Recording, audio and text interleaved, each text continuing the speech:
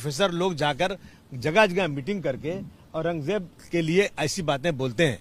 वही बातें मैंने बोला है जो ऑन रिकॉर्ड मेरे पास है। उन बातों को बोलना अगर इतना बड़ा गुनाह है तो जो लोग ऐसी बातें बोल रहे हैं, जिन्होंने किताबें छापी हैं, उन पे कौन सी कार्रवाई हुई, उन पे कहाँ किताबें कहाँ बैन कुछ किया गया। मैं समझता हूँ कि ये मनमानी इस तरह से निर्मित करना ठीक नहीं। अब मैं बात करूंगा, स्पीकर साहब से बात करूंगा कौन से रूल्स आपने मुझे किया है, फिर जो जो इसके रास्ते होते हैं वो देखूंगा कायदे से उसका। हाँ, जो भी देखता हूँ मैं इस बात करूंगा। सफाई देने का मौका देना चाहिए था क्या हाउस में? हाँ बिल्कुल, मुझे बुलाना चाहिए था और सफाई का मौका देना चाहिए था। आज मुझे जिस तरह से गालियां दे रहे हैं लोग, टेलीफोन पर गालियां दे रहे हैं, मैं टेलीफोन नहीं उठा पा रहा हूँ। जितने ऐसे नंबर आ रहे हैं जिसके नाम नहीं है, कितने हजारों फोन आ रहे हैं और गाली दे रहे हैं इसको। ये क्या मतलब है? मैंने कोई ऐसी बात तो नहीं कही जो देश के खिलाफ हो। मैंने तो एक इसी देश के राजा जिनके बारे में हिस्टोरिकल ने जो लिखा है वही मैंने बोल दिया, और वो भी मैंने खुद से नहीं बोला। अखबार वालों ने, ये मीडिया वालों ने मुझे रोक के पूछा तो मैंने ये बातें बोल दिया। लेकिन औरंगजेब के बारे में आपकी जो राय है, योगी आदित्यनाथ कह रहे हैं यूपी भेजो। नहीं, एक आदमी बोलो तो बचा। क्या कह रहे हैं? योगी ने कहा है असेंबली में आप अगर उत्तर प्रदेश जाएंगे तो आपका इलाज किया जाएगा, अगर इस तरह की बात आप लोग करेक्ट ट्रीटमेंट दी जाएगी।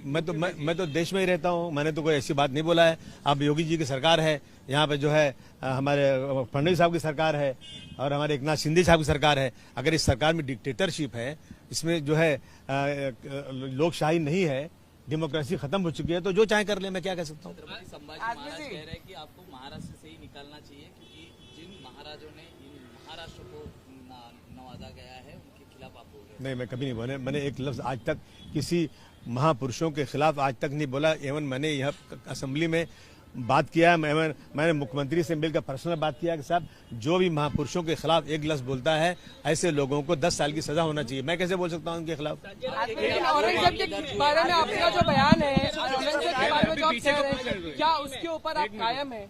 आप सही मानते हैं उसको? आपने जो कुछ कहा है वो एक अच्छा राजा था, आप उसे मानते हैं? रेफरेंस दे रहे हैं बाकी लोगों का। मैं अब हम ये सवाल करते हैं, आपका क्या मानना है इस इशू के ऊपर? आपका अपना क्या सोच है? रेफरेंस छोड़ देते हैं। ऐसा है नहीं, ऐसा है कि मैं उस वक्त जिंदा नहीं था, मैंने अपनी आंखों से तो देखा नहीं है।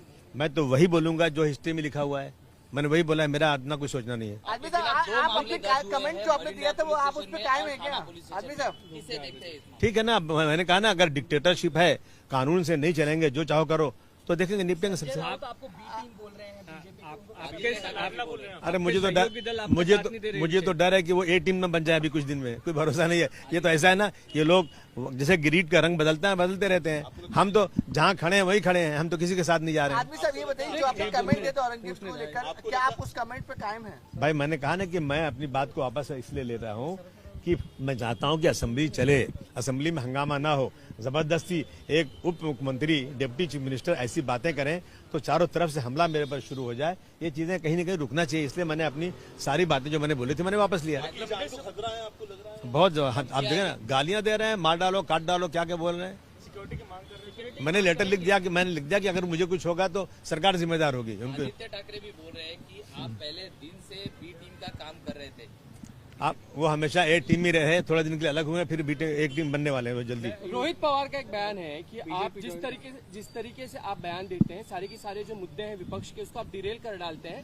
कहीं ना कहीं आपके इस बयानों से फायदा सरकार को ही होता है। आप वो ये कह रहे हैं कि अखिलेश यादव से मांग करेंगे कि आपको अध्यक्ष न रखा जाए इतने बड़े पद पे। हाँ, बनवा दे किसी और को तो मैं हट जाऊंगा, कोई बात नहीं। अगर उनकी पहचान है, अगर उनकी पहचान है अखिलेश यादव जी से, तो मेरी जो मेरी गलतियां हैं वो दिखा दे उनको, हटवा दे मुझे, कोई बात नहीं। लेकिन आपके इस तरह के बयान से सारा का सारा डिरेल होता है, आपको नहीं लगता? नहीं, बिल्कुल नहीं। मैं विपक्ष, सुनिए, मैं विपक्ष में नहीं, हम किसी अलायंस में नहीं। अलायंस के लोग कभी हम इंसाफ नहीं करते।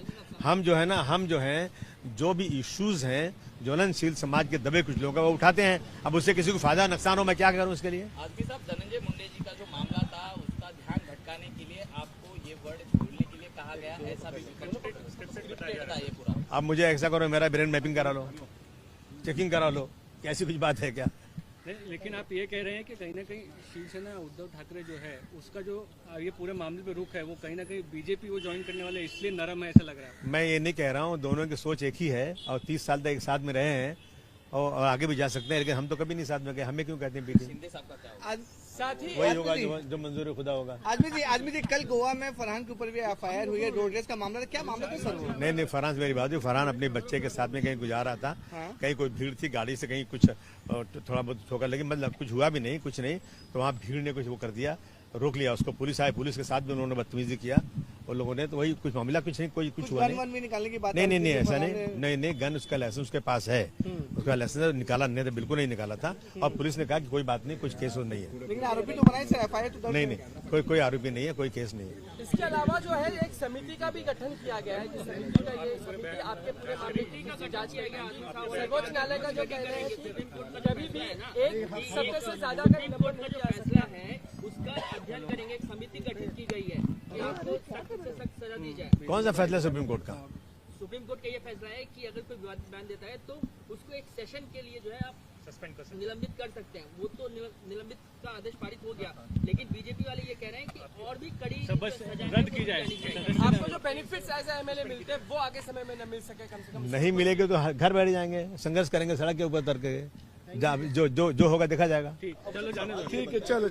सवाल ये था, आप कह रहे हैं कि आप उसको कोट कर रहे हैं, आप इससे पहले विद्वान भी कर रहे हैं। सवाल ये है कि क्या आप मानते हैं कि औरंगजेब अभी भी मानते हैं कि औरंगजेब ने कोई नायक मानते हैं, नायक मानते हैं औरंगजेब को? सीधा सवाल है। क्या आप चाहते हैं कि मैं फिर एक इसमें लिटिगेशन में घुसूं और फिर लफड़े कराऊं?